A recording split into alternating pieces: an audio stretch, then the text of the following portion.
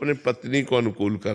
पत्नी में भी भगवान है, गृहस्थी न टूटने पाए। हमारी दंपतियों से प्रार्थना है कि आप अपनी भक्ति को ऐसा गुप्त रखें जिससे एक दूसरे को चिढ़ ना पैदा हो, एक दूसरे का संबंध विच्छेद न हो और आपका जीवन आनंदमय गृहस्थी से चले। भक्ति आनंदमय है, भक्ति सबको जोड़ती है, भक्ति सबको सुख प्रदान करती है, ना कि भक्ति वैर विग्रह या संबंध विच्छेद डिवोर्स आदि करवाती है। ये नहीं, डिवोर्स होने से भक्ति में कलंक लग जाएगा। भक्ति तो डिवोर्स होने से बचा। हम अंदर से राधा राधा जपेंगे और जब पति नहीं होगा तब सत्संग सुन लेंगे मोबाइल से और चुपचाप कभी साल 2 साल में पति को अनुकूल करके वृंदावन आ जाएंगे, नहीं तो अपना हम पति की सेवा में रहेंगे। ऐसे रहना चाहिए, ऐसे पति को भी करना चाहिए, संबंध विच्छेद नहीं करना चाहिए। हाँ, अंदर की भक्ति को देखो, अंदर अंदर रावण की लंका में रह करके विभीषण जी ने भक्ति कर ली कि नहीं कर ली? कोई तिलक नहीं लगाते थे, कोई बाहरी ऐसा नहीं करते थे, नहीं तो कैसे कर पाते राक्षसों के बीच में? पर अंदर राम राम राम राम राम, उसी से भगवान की शरणागति प्राप्त हो गई। तो अंदर की हमारी भक्ति पुष्ट होनी चाहिए, अंदर अंदर हम खूब नाम जप करें।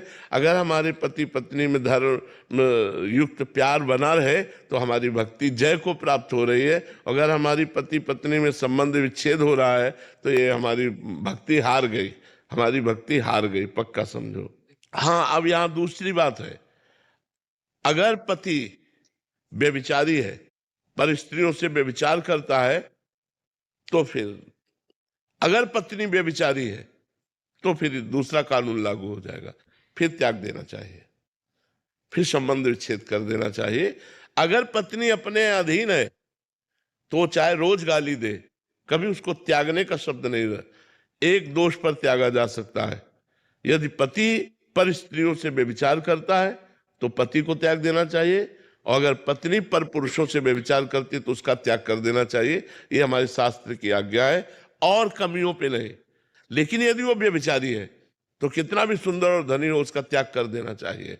अगर वो व्यभिचारिणी है तो कितनी भी सुंदर और कितना व्यवहार अच्छा दिखाने वाली हो उसका त्याग कर देना चाहिए, नहीं तो जीवन संकट में पड़ जाएगा, धर्म संकट में पड़ जाएगा, ऐसा शास्त्र आज्ञा है। भगवान का चरित्र सुनो, भगवान का नाम जप करो और भगवान की प्रसन्नता के लिए भगवान के भक्तों की सेवा करो। इससे बढ़कर भगवान की प्रसन्नता का हेतु नहीं होगा। भगवान का नाम जप करो, भगवान के लीला चरित्र सुनो और गाओ, और भगवान के भक्तों की सेवा करो। भगवान भक्त सेवा से बहुत जल्दी प्रसन्न हो जाते हैं। जो मेहनत से कमाया और जब संत और भक्त को भोजन पवाया और वो जय श्री राम जय राधे श्याम बोल के उठे तो भगवान प्रसन्न हो गए। भगवान को अगर पवाना है तो भक्तों के मुख से भगवान पाते हैं। ये स्वयं समझ लीजिए कि भगवान को अधीन करना है तो भक्तों की सेवा करनी चाहिए, भगवान को प्रसन्न करना है तो भक्तों को रिझा लेना चाहिए। जो भगवान के वैष्णव जन है, भक्त जन है, उनकी सेवा बन जाए, वो प्रसन्न हो जाए, उनकी चरण धूलि माथे पे रखे, इसी से भगवत प्राप्ति हो जाती है, इसी से भगवान प्रसन्न हो जाते हैं। ये शरण में होना चाहिए, उन्हीं से बल प्राप्त होता है। हाँ, उन्हीं की शरण में होना चाहिए, उन्हीं की कृपा से बल प्राप्त होता है, क्योंकि और कहीं कोई बल थोड़ी, जो उपदेश कर रहे हैं वही हमसे पालन करवाएंगे। तो ऐसे हो जाए कि प्रभु आप उपदेश कर रहे हो, अक्षरशः पालन करने की चेष्टा करूंगा, लेकिन पालन करने का बल नहीं है, बल तो आपसे ही प्राप्त होगा नाथ, चेष्टा हमारी कृपा आपकी। ऐसे चला रहे तो महाराज जी ऐसे में करना नहीं, हम कैसे? नहीं, उसमें करना चाहिए, क्योंकि बच्चों में भी तो भगवान है।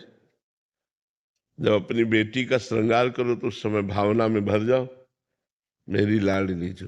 जैसे घर में लाडली जू का श्रृंगार करते ना तो भाव रहता ना, मेरी लाडली जू।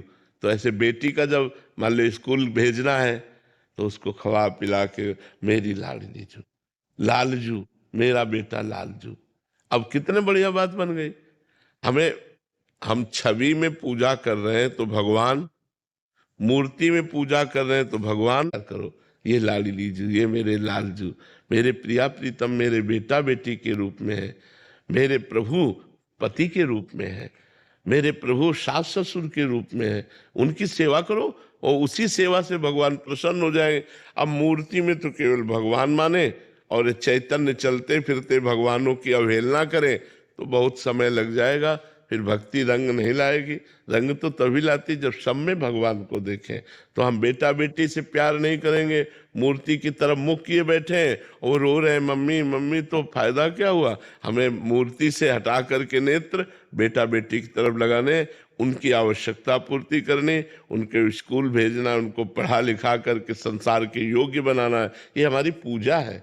तुम माँ हो, माँ की एक कर्तव्य है और एक पूजा है, तो तुम अपने बच्चों को दुलार करो, उनको पढ़ाओ लिखाओ, यही भगवान की सेवा है, और नाम जप करो। हम सुनते हैं, बट फिर भी बच्चों की जो उनकी मतलब इनको अच्छा नंबर आए या इनका स्वास्थ्य रहे, ऐसा ठीक, ऐसी कामना हृदय में आती रहे। हाँ, ये भी ठीक है।